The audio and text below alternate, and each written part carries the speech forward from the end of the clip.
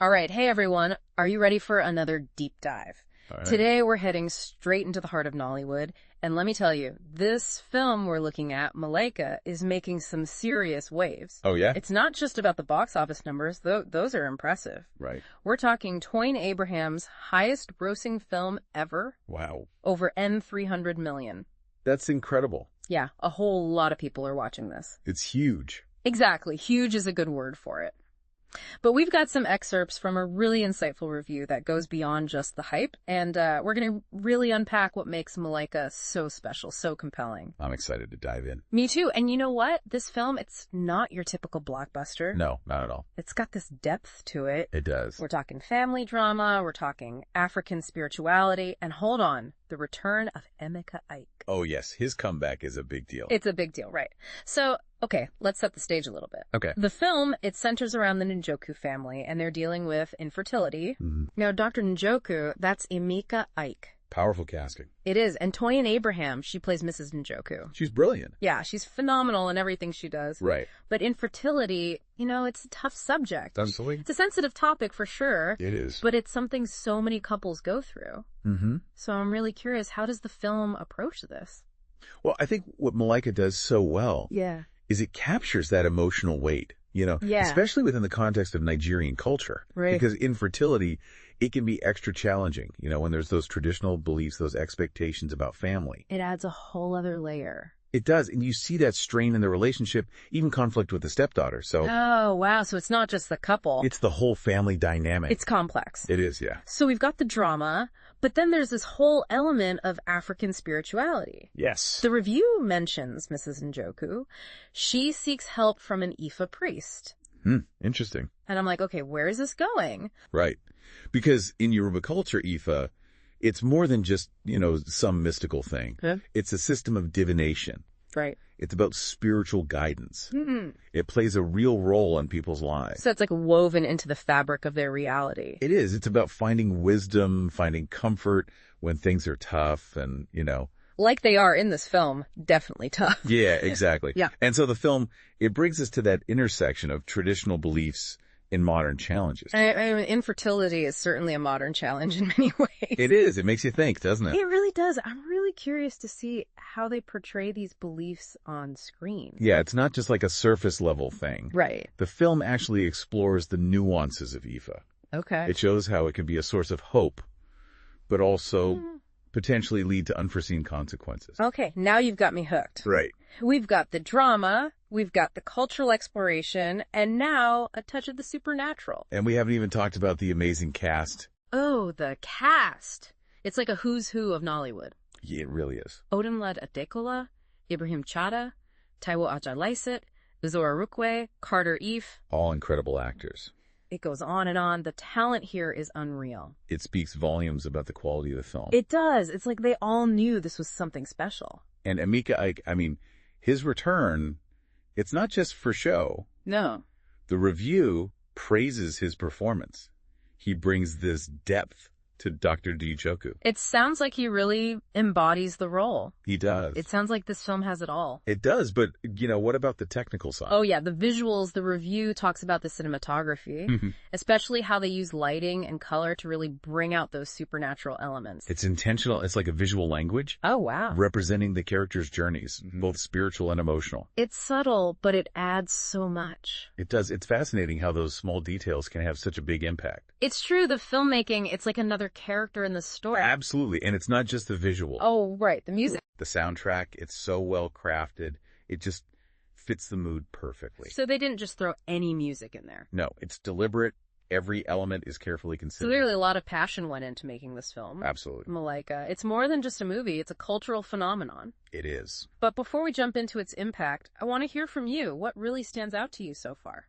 I think what's really powerful is how they handle infertility within a specific cultural context. It's a reminder that these universal experiences, they're shaped by unique cultural beliefs. It's a really great point, and it makes me even more excited to see how the film is impacting audiences, what conversations it's sparking. But before we do that, let's take a moment to gather our thoughts, and we'll be right back to continue our deep dive into Malaika. Sounds good. And we're back, diving right back into Malaika. Before the break, we were talking about those amazing visuals. Yeah, the cinematography. Yeah, and how they just amplify the whole storytelling. Mm-hmm. But what stuck with me is how the film portrays Ifa, that African spirituality. Mm-hmm. It's not every day you see such a respectful and nuanced representation like that.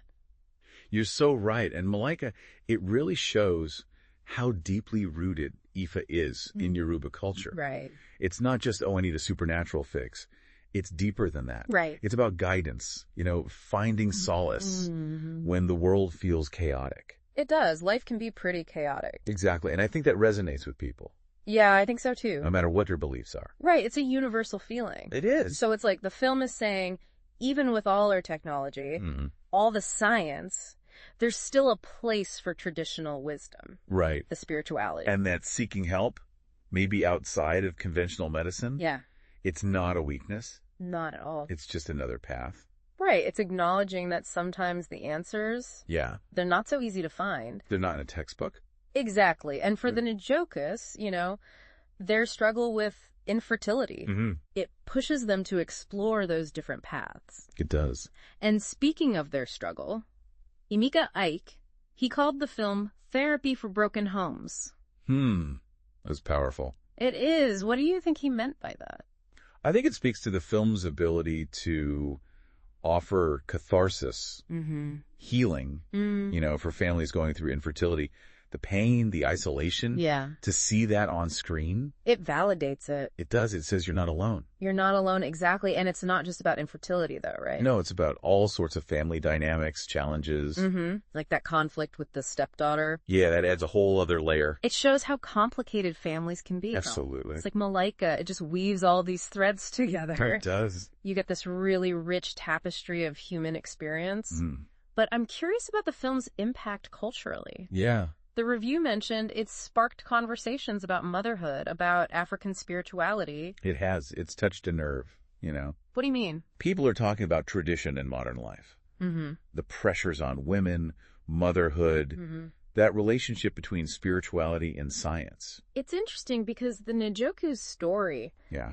it mirrors what's happening in a lot of African societies, where those traditional beliefs are bumping up against modern pressures. It's a real dilemma. It is, and the film handles it so well. It does. It doesn't preach. No. It just presents the different sides and lets the audience decide. And that's what makes it so compelling. It is. It's so engaging, and the film's success... It's not just in Nigeria. It's going internationally. It's crossing borders. Yeah. It's a testament to how powerful the storytelling is. And the themes are universal. They are. It's amazing to see Nollywood getting this global recognition. It is. It's bringing a fresh perspective. Right. A voice we don't always hear. Exactly. And Malaika is a perfect example of that. It sticks with you. It does. Makes you think. Makes you think about your own beliefs. Your own family, the choices you make. It's a lot to unpack. It is. It's thought-provoking. And speaking of thought-provoking, the ending... Oh, yeah. The review mentions it leaves you with this lingering question. It does. Something to ponder even after the credits roll. It's not tied up neatly. No. It makes you think about what could have been. The different paths, the consequences. Exactly. So we're back, and I gotta say, those lingering questions from the ending... They're still with me. Yeah. It's not a film that gives you all the answers. No, not at all. It challenges you, makes you wrestle with those dilemmas. Exactly. You're left with this ambiguity, right. Wondering, what if they had made a different choice? What would have happened? The consequences. And that's what makes for great storytelling, right? It is. It's those stories that really stick with you, that make you think. That stay with you long after the film is over. Absolutely. And Malaika, it does that so well. It does. It reminds us that life... It's messy. It is. There's no instruction manual. No easy answers. Yeah. And sometimes the toughest choices. Yeah. They're the ones that lead to real growth. It's about the journey, not just the destination. Exactly. So if you're looking for a film that's entertaining but also makes you think, Malaika, it's right up your alley. It is. It's more than just a movie, though. Right. It's a cultural touchstone. It's sparking conversations about family, spirituality. About navigating a world that's constantly changing. And it shows the power of Nollywood. Absolutely. To tell these authentic stories that connect with people everywhere. It's not just a Nigerian story. No, it's a human story. And it's exciting to see Nollywood getting that recognition. It deserves it. There's so much talent, so much creativity. Makes you wonder what else is out there waiting to be discovered. Right. There are so many gems. But before we send everyone off on their own Nollywood adventures, Yeah. I want to go back to something Emeka Ike said. He called the film Therapy for Broken Homes. Oh, yeah. And what struck me was the idea that a film, it can be so powerful. It can heal. It can, and Malaika, it does that by sharing these stories. Stories that reflect our own struggles, our own triumphs. Right, it reminds us we're not alone. It offers connection, understanding. And hope. Even when things are tough. Yeah. So, as we wrap up our deep dive into Malaika, we want to leave you with a question. Okay. If you were in the Njoku family's shoes, how far would you go for that solution? Where do your beliefs meet the choices you make? It's a tough question. It is. And what happens when we step into the unknown? That's what Malaika explores. It does. And we encourage you to keep those conversations going. Yeah, explore your own beliefs. Find those stories that challenge you, inspire you. And if you want to dive deeper into Nollywood, check out the Movie Ticket Films Review app. And moviekaticket.com. They're amazing resources. They are full of incredible films from Nigeria and beyond. So much to discover. And with that, we come to the end of our deep dive into Malaika. It's been a journey. It has. We hope you've enjoyed exploring the heart of Nollywood with us. And that you'll keep seeking out those stories. The ones that remind us of the power of human connection. Absolutely. Until next time, keep exploring.